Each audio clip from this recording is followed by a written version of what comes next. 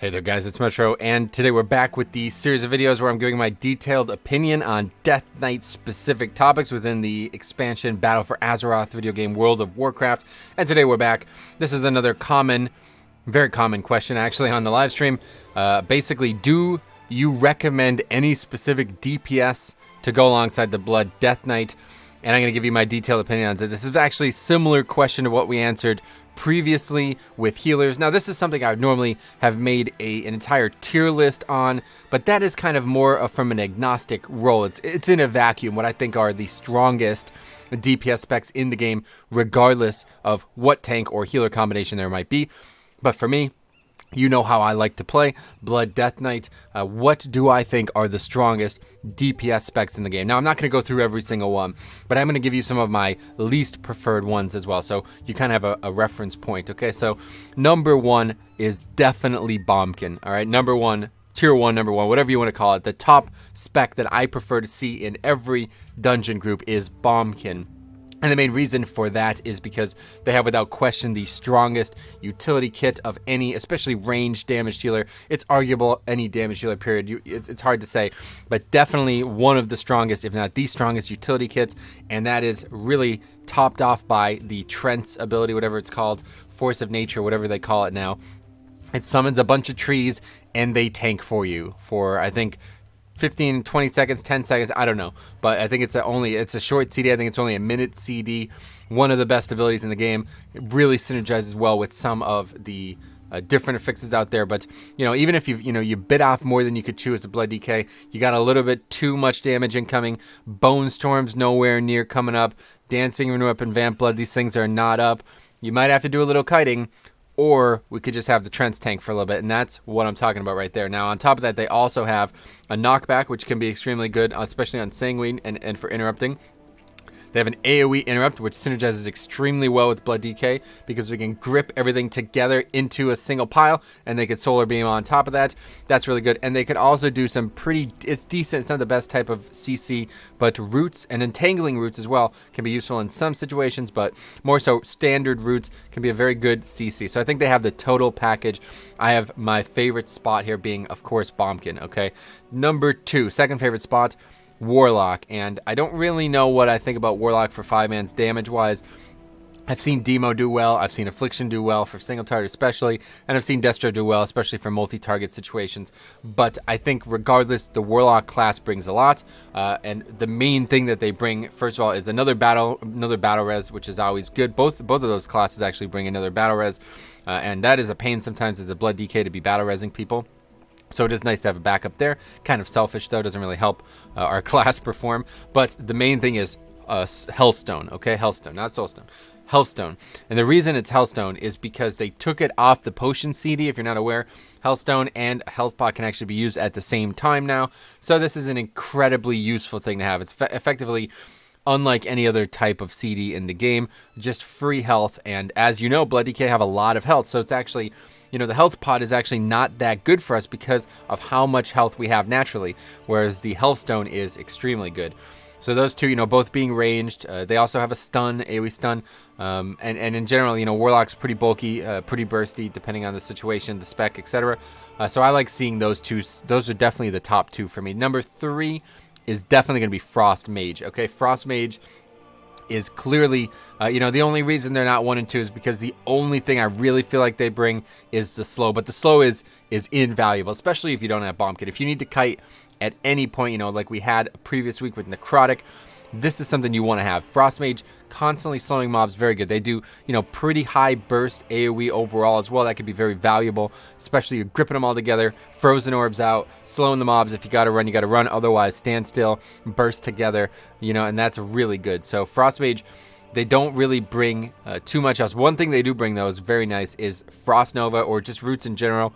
For anytime you see the infested spawn, you could root them, and then they will not be able to get to their target, and that could be very valuable. Not necessarily, again, not really for tanking, but it can be very valuable for the group in general. So I think those three are my top three, and really, I don't know if I would put them in the top three in a tier list if it came out today.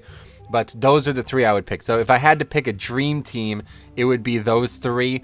But realistically, you're not going to be able to pick all 3 of those because you're going to need number 4, Rogue. Rogue is number 4 for a very important reason because, I may have now, but because you get Shroud of Concealment from Rogue. That is extremely important. One of the most important spells in the game, and why I was balking a bit when I said Bombkin was number 1 utility overall. I do think Rogue might be number 1 utility overall. I have to really sit down and compare it, but regardless, we're not going to do that in this video. Just understand that whatever else they have, Shroud of Concealment is without question the most important utility in the game in some dungeons. Useless in others, but extremely valuable across the board. You could probably find a use for it in almost every case. So, you know, one of those top 4 really should be a rogue. Regardless, one of the people in the group should probably be a rogue, especially in a dungeon that you see me run Freehold all the time. But then, you know, you see me run a Taldazar, don't need it. Motherlode, don't need it. So, you know, it can depend. I'm not always seeking a rogue, but when you do need one, you really need one. And then number 5, we're going to say Elemental Shaman, my 5th favorite. I wish they were, you know, just a little bit stronger, a little bit better single target, a little bit better. Even AoE, they've come a long way. They're very, very valuable. But the main thing is Earth Elemental. They have AoE stun, Bloodlust, Earth Elemental, ranged interrupt. Very good ranged interrupt, by the way. Better interrupt than any other ranged damage dealer. And I'm pretty sure, I'm not 100%, but I'm pretty sure Earthquake still has a chance to knock mobs down. If that's the case, that's free interrupts as well, free disrupt. So that's very, very good. But Earth Elemental is the number 1 reason for Ellie Shaman. Again, synergizes extremely well with Blood DK. Anytime when you need that extra help, that is going to be what you're looking for. So, you know, after that, it just kind of gets to the point where I don't really even care anymore. You know, whatever else is there. That's kind of fine by me. I'd prefer ranged. If I had to pick a number 6, I guess I would pick Hunter, just because you know what you're getting with the Hunter. A wide variety of utility, pretty strong single target AoE, everything, kind of a roundabout, very well-rounded spec. And, you know, Hunter is always just going to be good because there's a lot of mobility involved in the class. But those 5 are really what I'd recommend. Bombkin, Warlock, Mage, especially Frost Mage. We talked about this on stream the other day. Frost Mage is definitely better than the other 2 specs in my opinion because of the slows. I'm sure you guys will have your opinions as well. And then, you know, Rogue and Ellie as well. One of those combinations of those top 5 are definitely going to be my preference one way or the other. Now, I would say a low preference here is kind of just the antithesis of this. Specs that don't really bring anything that can actually cause problems for you as a warrior, as a tank. Warrior would be on that list. One of my least favorite specs in the game right now is Warrior, because when they do line up their CDs properly and they burst really hard, it's pretty common that they're going to pull threat. And even with the damage I'm doing, some of their really like just first global burst, it seems, I guess maybe that's an arms thing. I don't know exactly what specs are doing what nowadays.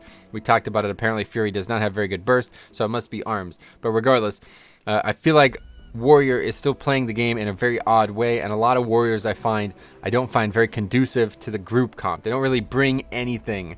They don't really do anything special compared to other specs, yet they're still, you know, really heavy burst. They pull threat, then they start running around in circles. I've just not had a great time with Warrior. And then also another thing that I would really like not to see in my groups are Shadow Priests. It's really just a waste of a spot. We'll talk about this in the future, but when you see a Shadow Priest, you know that dude's just, I don't know, he's just not going to bring anything. You know what I mean? The spec doesn't bring anything compared to any other range. It's got the longest, I'm pretty sure it still has the longest interrupt CD, the worst defensive CD, the worst stun, the worst pretty much everything. I don't know. I'd love to hear what you guys think Shadow Priest brings to a dungeon, but as of right now, I don't think they bring anything. And then obviously, if you see a Shaman or a Druid that is not Bombkin or Ellie, I'm going to be pretty upset. You see Enhance. Enhance is certainly a lot better in Mythic Plus than it was last expansion. If you followed the channel, the last expansion, I would say that Ellie is without question the only playable spec on that class for DPS-wise at least. Enhanced is absolutely never, ever should be played in 5 minutes. But this time around in BFA, it's a lot better. Definitely a lot better. They have a better slew of damage, even a little bit better defense. So, yeah, I think they're in good shape. But still, Ellie is just superior because they're ranged, range interrupt, and the knockdown on Earthquake, if that's still in the game. These things are just kind of intangible. And then the same thing with Feral. It's just, if you're playing Feral, you're just not playing Bombkin. Let's put it that way. No matter how good you are at Feral, you don't have Solar Beam, you don't have Trance. I'm pretty sure they don't have Trance, right? You don't, you know, like you just don't have the flexibility of a ranged class that carries that much. So that's my opinion. Yeah, everything else is fine. Like, I know Rep Pally, Demon Hunter, some of these things can be very valuable in some situations. What else? Even Frost Death Knight, we've seen a lot of good damage from Frost Death Knight, but I don't know. I don't really find, like, you know, a reason to care if those things are in my group. But hopefully that answers that question. If you guys have any other further questions, let me know. Otherwise, that's pretty much everything. So thanks for watching. We'll see you guys in the next one.